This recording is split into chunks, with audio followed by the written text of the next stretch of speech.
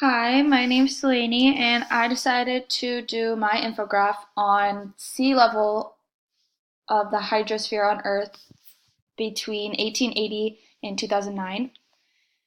So this is my citation for my data on the United Nations Environment Program website. So I went to the graph and I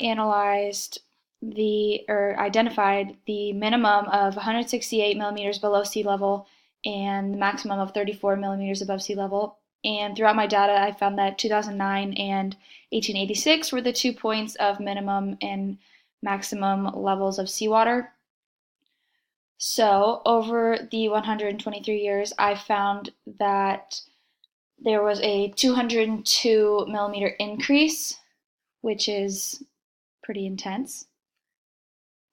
I've used Canva.com to design my infograph. I first started with a basic white background that I wanted to add some neutrality to.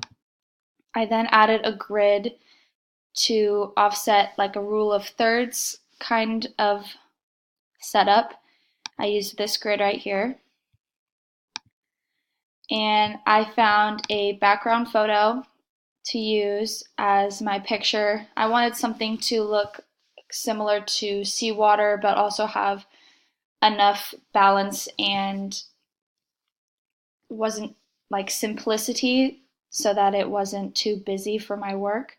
I added the white text defining the subject, and I added my data points of 168 as the lowest level, and then 130 or an additional 134 above sea level as my maximum, and then my calculated average of change over the past 123 years. I found that my contrasting colors of blue and orange would add a visual aid to reading and being entertained by my infograph. In addition, I wanted to use white to balance out the really contrasting colors of blue and orange since they're opposite on the color spectrum.